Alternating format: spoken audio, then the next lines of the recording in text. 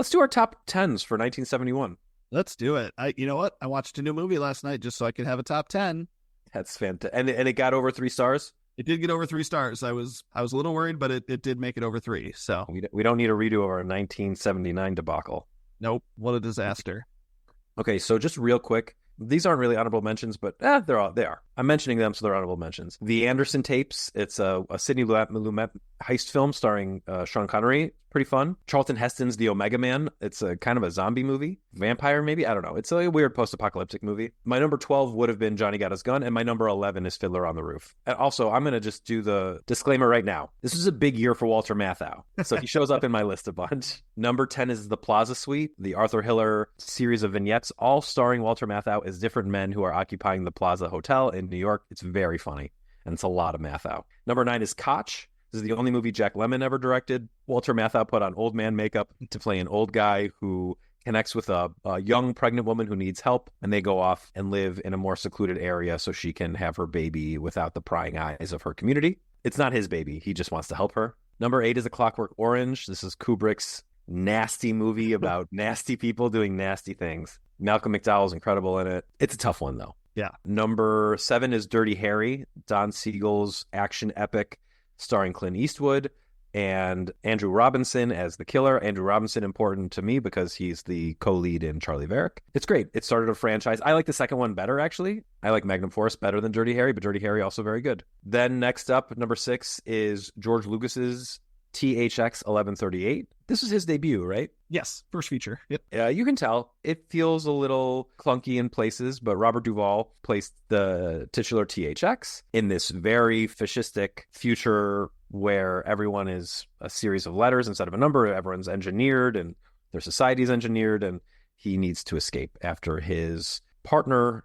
I'm pretty sure I don't know if it's explicitly stated that she's killed, but she is taken away. It's a good first effort. After watching it, you wouldn't guess this guy made Star Wars. Right. Very that would be different the next, the guess for the next thing.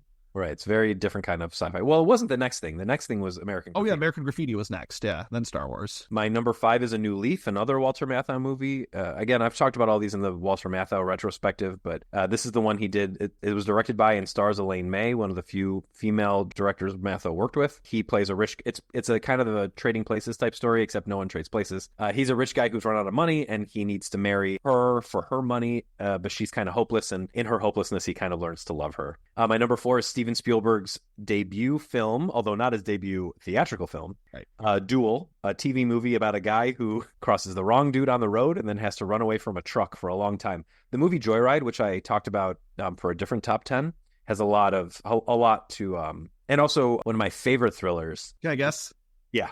Is it the Kurt Russell movie Breakdown? It is the Kurt Russell movie. I love that movie. J.T. Walsh is so good in that too. Breakdown and Joyride both have a lot of thanks to give to Duel. The lead of Duel is played by Dennis Weaver. He's not as compelling as Kurt Russell or even Steve Zahn and Lily Sobieski or Paul Walker, but the movie's great. I mean, it's so tense. I thought I watched it on Criterion not too long ago. It doesn't appear to be on the Criterion channel right now, though. My number 3 is Mike Nichols' Carnal Knowledge.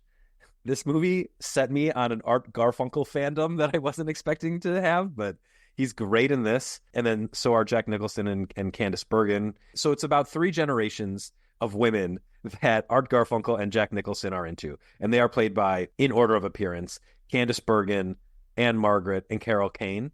Rita Moreno's also in this for a little bit in a nice little role. Anyway, this movie is... you've seen... What's that last Mike Nichols movie that he made with the 4 people? Closer? So there's like Closer vibes. So Carnal Knowledge. Yeah, good movie. Yeah. My number 2 is Willy Wonka and the Chocolate Factory. I know this won't appear on your list, so I'm glad it's on mine because this movie is great and Gene Wilder is the best. And I loved this movie as a kid and I could rewatch it 100. I think I know every word. Roald Dahl, despite his rabid anti-Semitism, he wrote some good books that were made into some good movies. And my number 1 is The Last Picture Show. What? One of the greatest movies of all time. All right. I have a top 10 now. Just after last night, I was able to cobble together a top 10. And my number 10 is actually Willy Wonka and the Chocolate Factory. I would guess it at about 3 stars. I don't actively dislike the movie. I don't love it the way a lot of people of our generation love it and revere it. I think it's very okay. It's a 5-star movie. It's a 5-star film. Yeah, I'm very much in the minority, like I said, amongst our generation, but I think it's very okay. It's my number 10 movie of 1971. My number 9 movie of 1971 is one that I do remember liking a lot. I just haven't seen it in a long time, but it's Spielberg's Duel. I do remember liking that a lot. And my number 8 is a movie that we'll actually talk about later on in relation to a different movie that I chose for you, but it's Sweet Sweetback's Badass Song. It's a blaxploitation film from obviously 1971 is what we're talking about, but it's a Melvin Van Peebles film, which he saves a Black Panther from some racist cops, and then basically he just goes on the run after that, and just tries to stay away from them. The tagline for the movie was "the film that the man doesn't want you to see," and it's really cool. And then the film his son Mario made later on is just called Badass. And that's the film I chose for you for 2003. So we'll talk a little bit more about these, both of those when we get to that year. Do I need to see Sweet Sweetback in order to understand Badass? You do not. I think it would help just because Badass is about like the making of Sweet Sweetbacks. Oh, So I think they'd be cool to watch together, but I wouldn't say that it's absolutely necessary. so I will. Yeah. And then my number 7 would be the James Bond film from that year, Diamonds Are Forever. Not a classic James Bond film, but it's solid, enjoyable. It would be Sean Connery's last legitimate James Bond film, because we're not counting Never Say Never Again. It's we're not counting it? You made me watch it for this podcast, and we're not counting it now? well, it's not an official James Bond film. I mean, I'm not saying it doesn't exist. I mean, it's real, but it's not part of the Eon family of Bond films. So I heard an interesting thing recently on Sean Fennessy's podcast where he said they should do more things like while they're looking for the new Bond or while they haven't signed the new Bond, they should just do one movie with Tom Hardy, just to see what it would be, and not to screw up his career too much by getting him stuck in Bond, but like just let people make one who want to make one. Yeah, that's just definitely not how they operate, though. No, they're stupid. Yeah.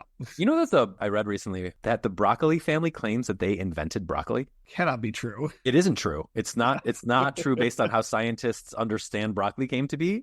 They just lie about that. It's kind of a weird flex. Yep. Ritz. All right, bringing us to number 6, and the film I watched last night, just so I could have a top 10. It made your list as well. It is George Lucas's THX 1138. Yeah, definitely a debut movie, but it's got some cool stuff in it, some neat visuals. Yeah, definitely an interesting movie. One I'm glad I finally saw. I like Lucas's early movies because I like this movie, and then I think American Graffiti is also really, really good. Totally. Then my number 5 and 4 are a little bit similar. I watched them a couple of years ago when Jeff Richards and I were doing our kind of road movies series. Number 5 is a movie called Vanishing Point. It's about a guy who basically, when people need cars delivered to them, and they were talking about like shady people, who need cars for whatever their shady purposes are, he delivers them, delivering a car to somebody, and then he takes a bet from someone that he can get the car there in like less than 15 hours. Sure, why not? And then it's just, it's kind of like, things happen to him kind of along the way from there. Very, very cool movie. So that was directed by Richard Serafian. Yes. And Barry Newman is the star, right? Yep, that's right. Oh, Cleavon Little's in that. That's fun. Yeah, I think you'd really like the movie. It's very, very cool. Cool. I'll check it out. And then the number 4 movie is directed by Monty Hellman and stars former President James Taylor. It's called Two-Lane Blacktop. It's a driver and mechanic who travel around the United States, and they race for money, like a Fast and Furious sort of thing. Yeah. Can we just make it clear that it's not former President James Taylor, and it is the singer-songwriter James Taylor who's in this? It is singer-songwriter James Taylor, and it's definitely not a role I would have pictured James Taylor being in based on the songs that he sings. Yeah. Then my number 3, these will all be familiar titles from here. Number 3 is Johnny Got His Gun. Despite the many flaws that it does have that we talked about, I mean, yeah, the acting and some of the flashbacks is pretty rough, but I think overall the scope of the movie and some of the things they do with it are really, really neat. My number 2 is Kubrick's Clockwork Orange, which is, rough. It's bad people doing bad things for a long time, but it's really inventive. It's visually very stunning. Malcolm McDowell is really, really cool in it. Can't hear Singing in the Rain without picturing Malcolm McDowell kicking that old guy. It's a very memorable movie. It's a hard one to shake once you've seen it. And then number 1 is The Last Picture Show. Yay, I love when movies I recommend become number 1. It's a great feeling, isn't it? That's great. Now that you've been Bogdanovich pilled, it's time to watch more of his movies. Absolutely.